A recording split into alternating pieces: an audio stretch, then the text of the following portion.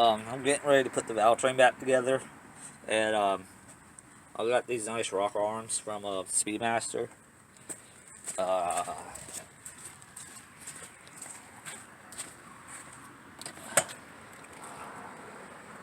that's the part number. It will focus. Hold on, I think there's something on our lens. Alright, but that's the part number right there. And they're technically for Ford Windsor, but I was told by some other people that build these Magnums that they should work, no problem. You just gotta shim them. I got shims right here. There's the part number. And like I said, I'm pretty much got the ones at number one set up, and I can already tell they are going to need to be shimmed because where the pivot is versus where the tip of the valve is are way misaligned. So yeah, they're going to have to be shimmed. I got I'm reusing the valve guides from the old rocker arm set, because might as well, they're there. But I'm going to have to put some shims underneath the pedestals. That way everything will line up just right. So yeah, that's what I'm fixing to do. And I'm trying to reuse my stock push rods, but I may have to change those as well. But so far they seem to work no problem, because there's a lot of adjustment inside on these rocker arms. So see what happens. Anyway, let me get this figured out, and I'll catch you up once I figure out this side, and I'll do the rest of them once I figure everything out.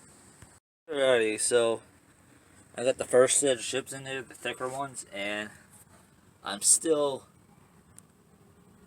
way too far forward. I got the adjuster set to where the lifters are bottomed out, so I don't have to worry about any of the slop inside the lifter itself.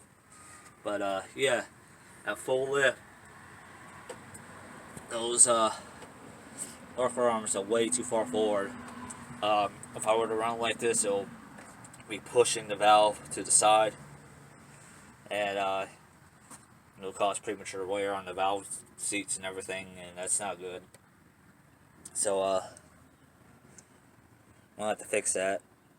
I'm gonna see if I can loosen everything up and see if I can pull it back a little bit. That's the only way I can think of fixing it. Because even with shims, it's still gonna mess that all up. Anyway, I can figure all this out again. So I've gone through different setups with the shims and everything, and honestly, the best I can find is no shim at all. So I got it on the exhaust stroke and everything, and that's as close as I could get it. Still a little too far forward for my liking, but it's literally the only thing I could do is when I put the shims in it, it pushes it further forward. And if I take the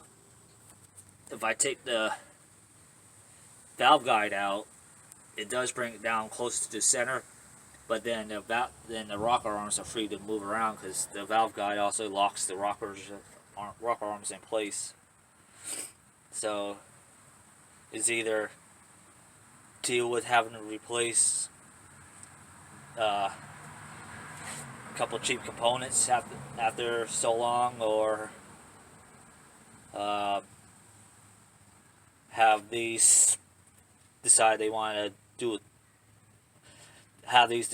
to fall off the rocker arm, fall off the valve, need higher RPMs, and I'd rather just do routine maintenance over having to replace everything, because the rocker arms decide that they want to burst through my valve covers and cause major problems. So I'm just going to assemble the rest of them just like that and just deal with them. When you're adjusting the push rods, you want to go to where they stop moving up and down and give it like a between a quarter to a half a turn of preload. These lifters aren't oiled up. Well, they're oiled, but they're not filled up with oil. So before I start the truck, I'm gonna have to disable the ignition or fuel, something like that, and just run it on the starter for a little bit till I get oil pressure. And then put it in. That way, it gives the lifters time to oil up, because the oil is what helps control them and kind of adds like a cushioning effect. You could use solid lifters, but you have to adjust those every once in a while, and I'm too lazy for that.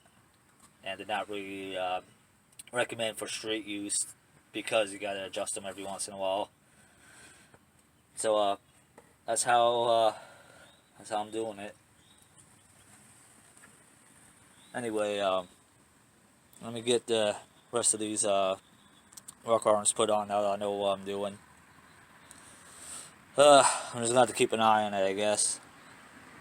I mean, I'm turning the engine over and it feels smooth. I don't feel no catching or anything, so it is what it is. I might look into getting a different set of rocker arms, because it could also be just a problem with these rocker arms too. Like the pivot might be too far forward or something like that, or too far backwards. I mean, they are 1.6 rockers, so that could also be why. These heads are designed for 1.5. So it is what it is. I'm gonna put all these together and show you all the end result. Got all the rocker arms installed, and they're all adjusted with the about a half turn of preload. And as you can see, all the adjusters look the same. There's none that are ridiculously high or ridiculously low, so that's how you know you got them pretty much exact.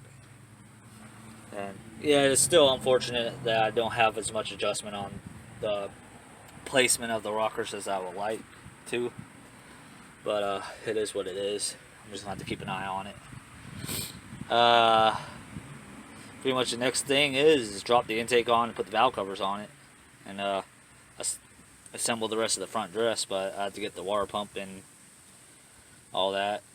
Yeah, I'm not putting the alternator bracket down until I put the intake on and all that extra stuff. So yeah. Anyway, I'm ending the video off here. Like, comment, subscribe. Y'all know the drill. Follow me on Twitter. My username's in the description. And be safe, have fun, and don't forget to tip your waitress. So I figure it is a nice day out. Well, it's cloudy, but it's not raining or anything. Well, I figured today would be the perfect time to drop the intake on. Last video, I got the rocker arms installed. I already went ahead and put a bead of silicone around on the china walls and a little bit around the water ports to kind of hold the gasket in place as I drop it in. Now these gaskets, they're moly gaskets. Actually, hold the entire set right here. There are a bunch of different part numbers here, but you get them from Hughes, and they actually came with it. Those actually came with the intake I got, which part numbers right there.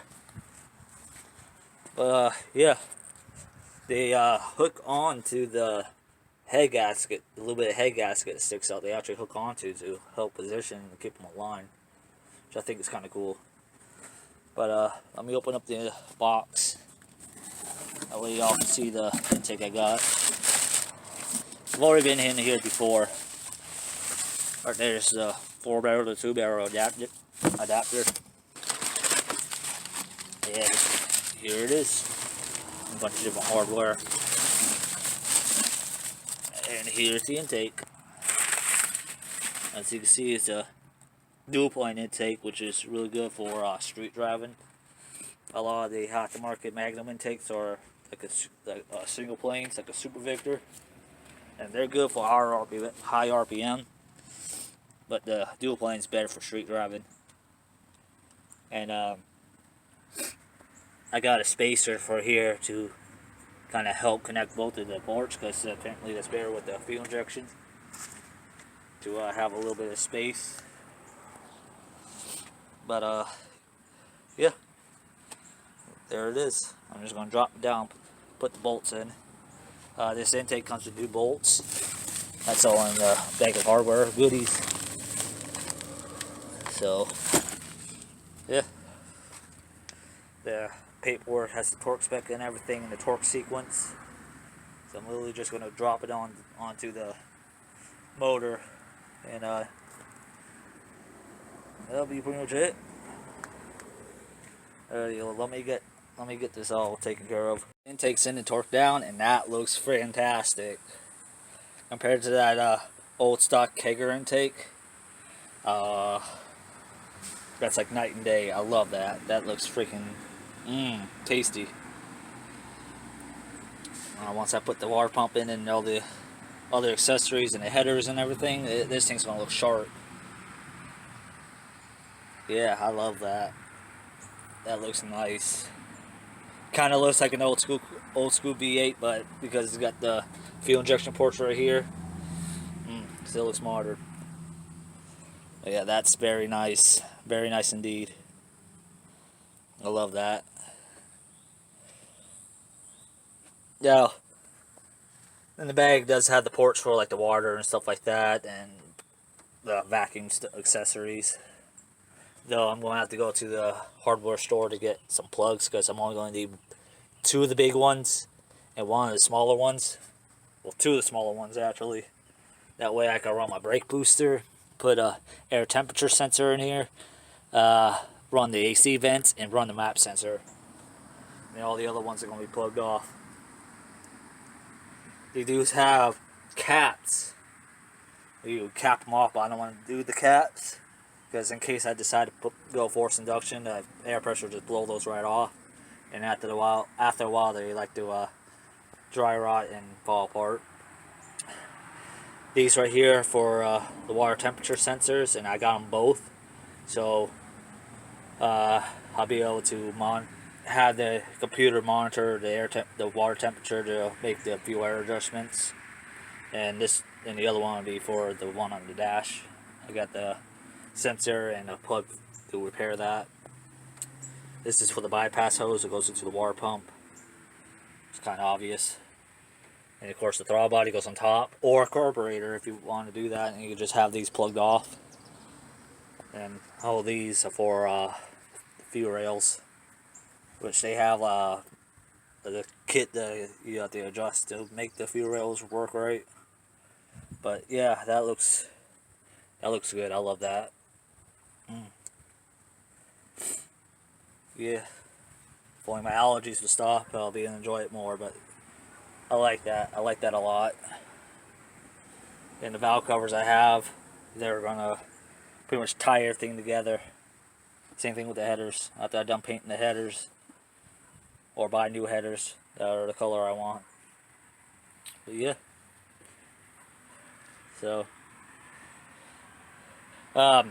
the torque sequence on it, yeah, you can read the paper, but I'm just going to explain it anyway.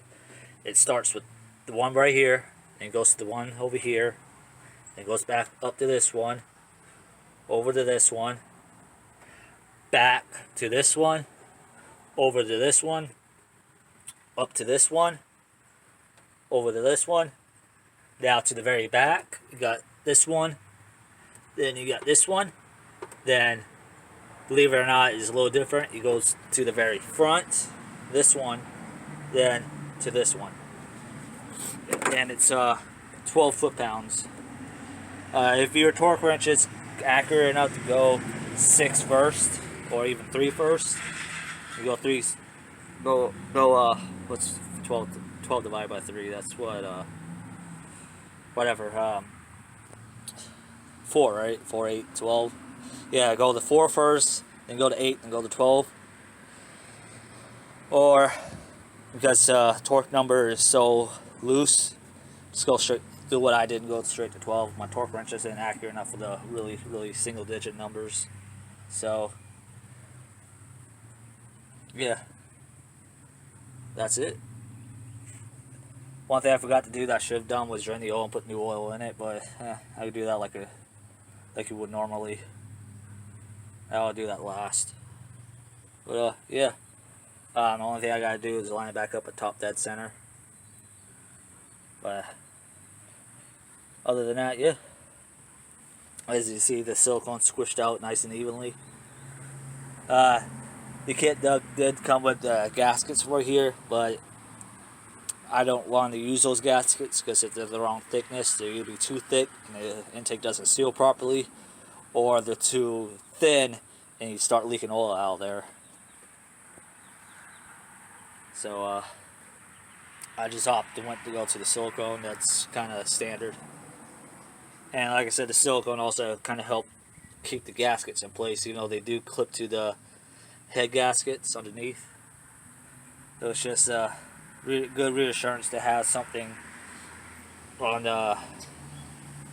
where the water jackets are. And plus, since the surface of the heads where the water inlets and outlets are, where the water jackets aren't exactly perfect, the silicone would help make up that difference where the high and low spots are. And honestly, this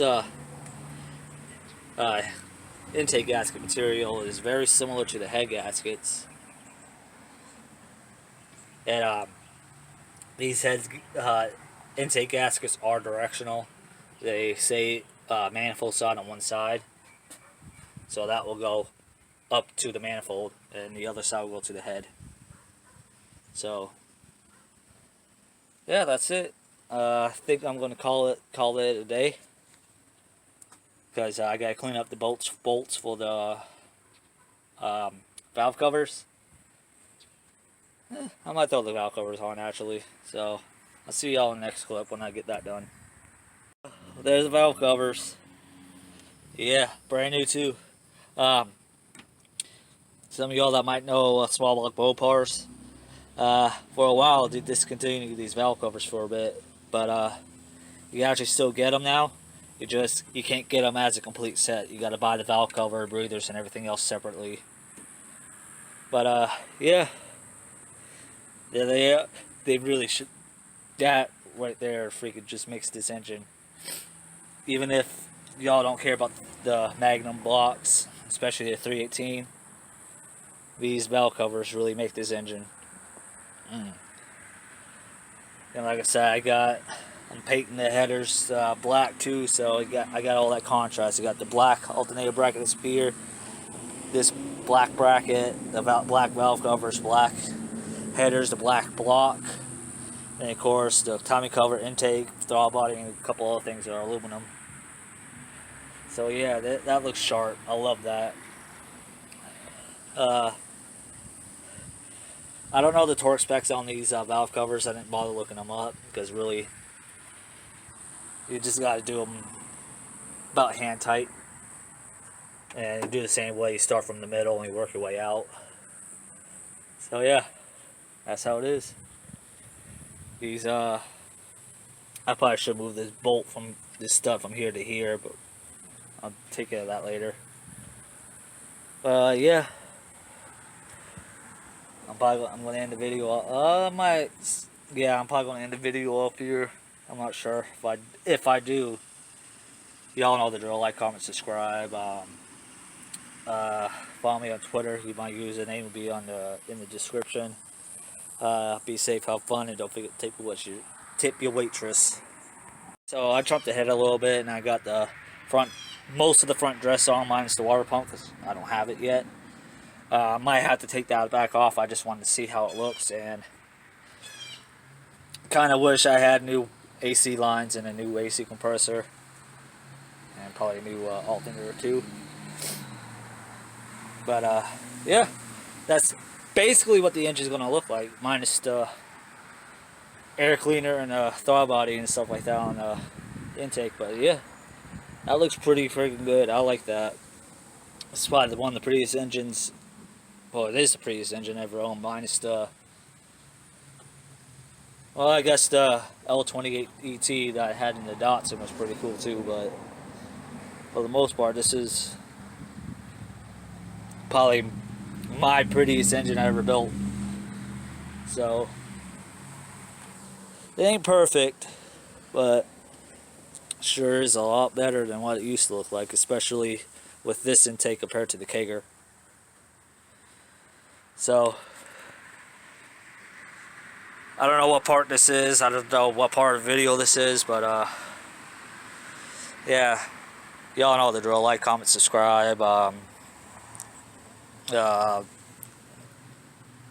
me on Twitter. My username will be in the description. What else? Be safe, have fun, and don't forget to tip your waitress.